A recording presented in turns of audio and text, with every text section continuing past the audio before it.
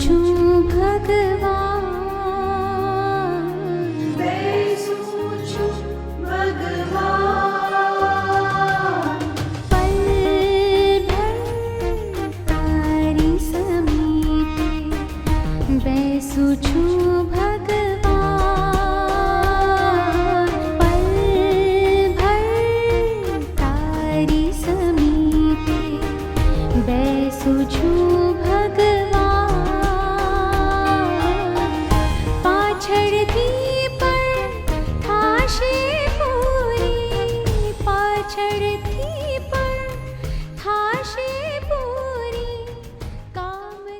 ગુર્જરવાણીની સ્થાપના 78ની સાલમાં થયેલી છે બરોડામાં, જીવન દર્શન.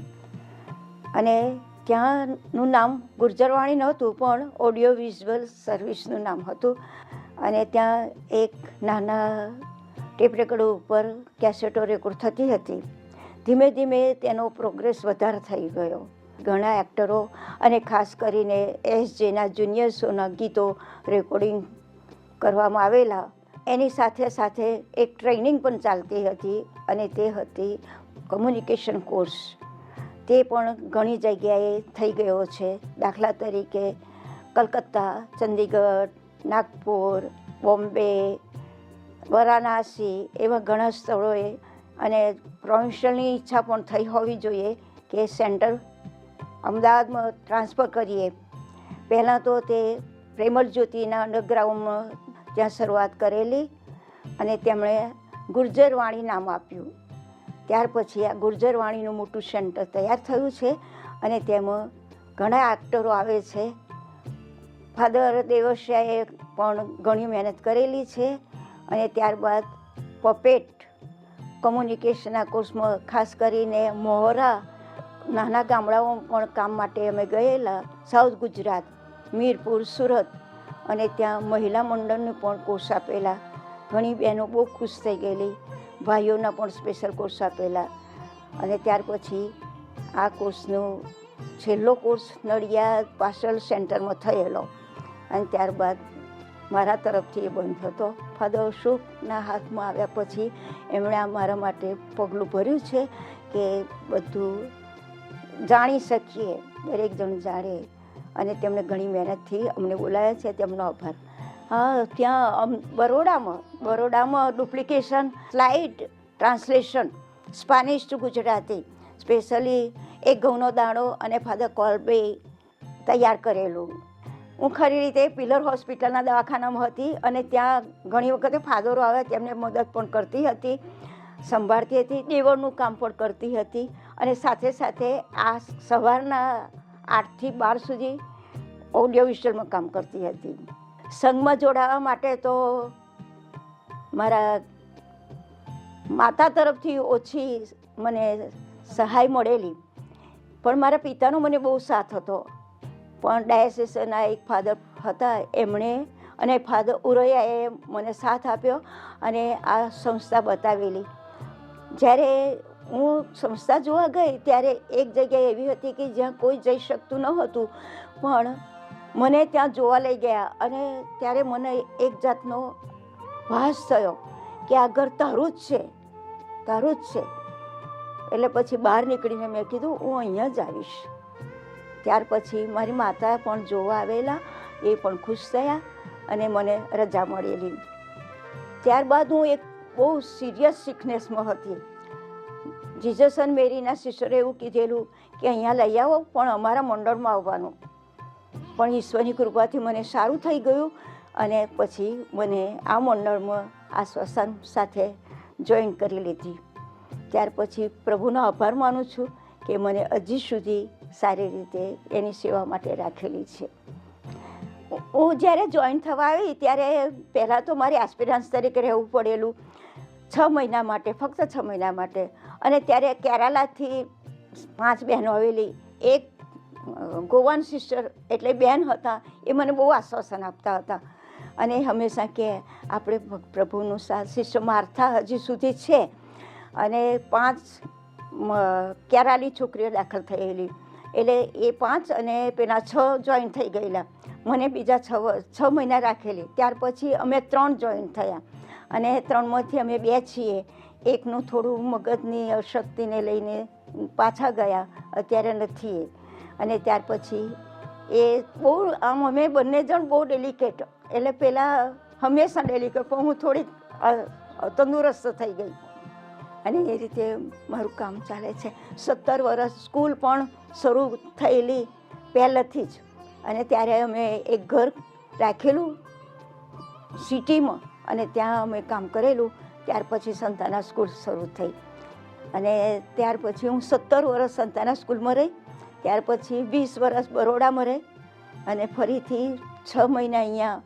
એ શા માટે અહીંયા અમદાવાદમાં મારો બદલી થયેલી માધુર્ય ભવનમાં, કે હું અહીં મદદ કરી શકું, પણ મને ચાન્સ નહીં મળ્યો. એટલે પછી પાછી હું બરોડા ગઈ, અને ત્યાંથી નડિયાદ સંતાના સ્કૂલમાં જોઈન થઈ ગઈ. અત્યારે ત્યાં જ છું, અને હું બહુ ખુશી છું.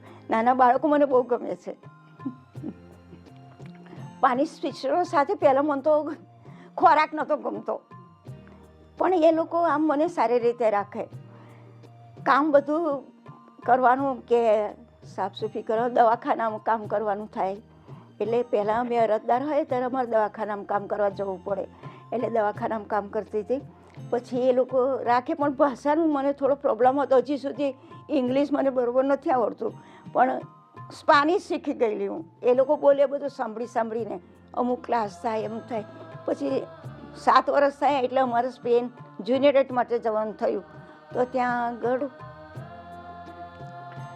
સ્પાનિશ મને બહુ બીક લાગી કે આ સ્પાનિશમાં અમે શું કરીશું.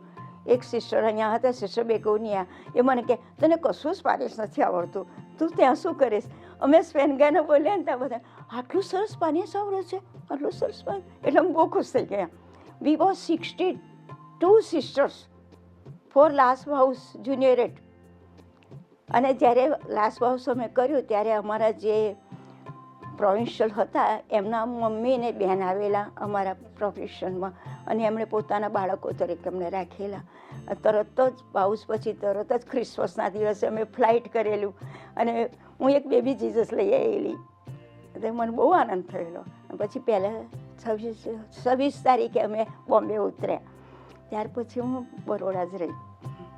જ્યારે મારા વ્રત થયા, જ્યારે મને વસ્ત્ર ધારણ કર્યા, ત્યારે મારી મમ્મી બહુ દુઃખી થઈ ગયેલી, બહુ રડતી હતી કે મારી કાળા વસ્ત્ર પહેરેલા.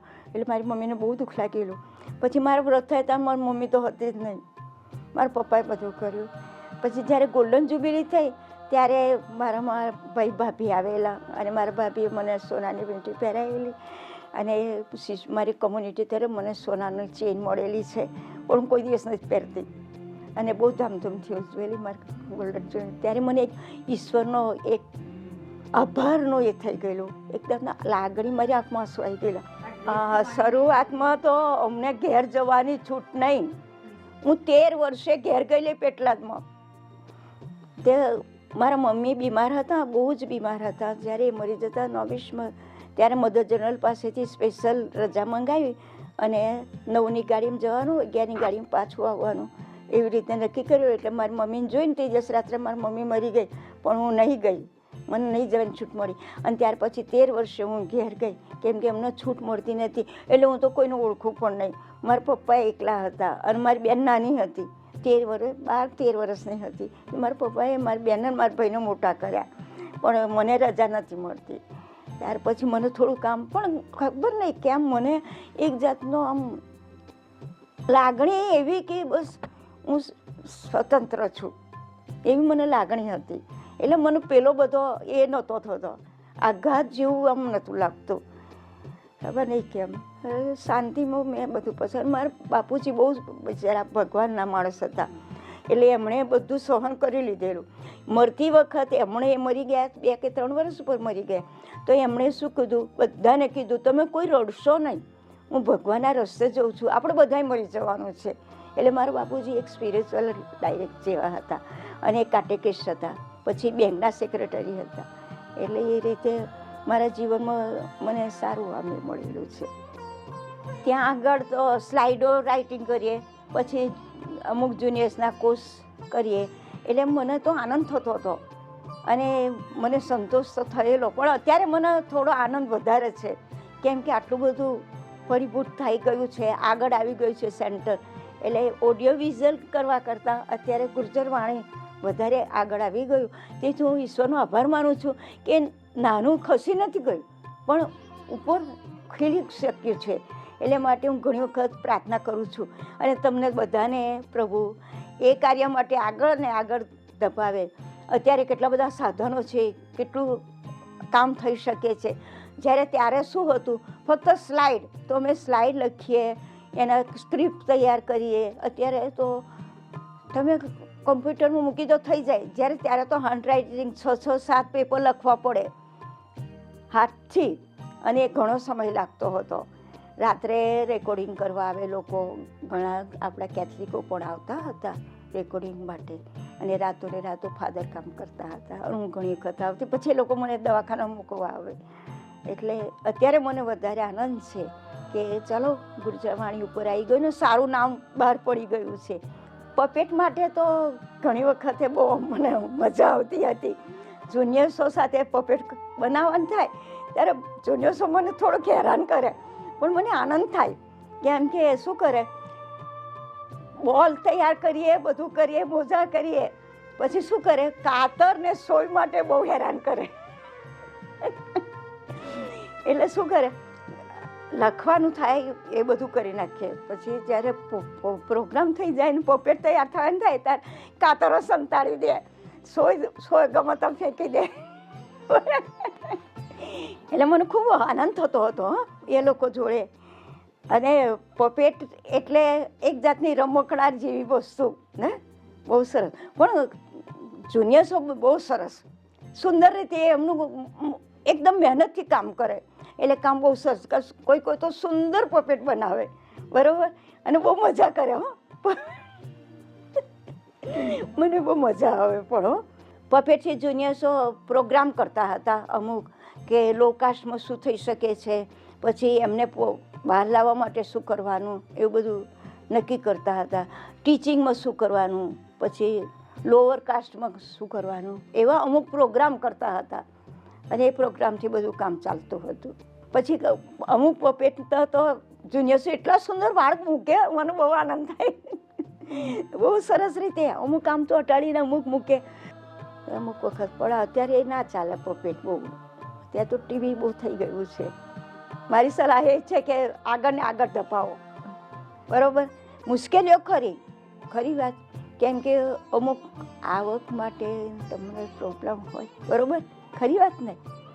ત્યારે બીજી જગ્યાએ તમે ભાડું લઈ શકો, જ્યારે આ તો તમારે ખર્ચ કરવાનું, એક્ટરો બોલાવવાના, એટલે એના માટે તમને પ્રોબ્લેમ ખરો. પણ હું વિચારું છું કે આગળ આવશે અને તમને બધાને સારા એમાં રાખશે, એવી આશા છે મારી.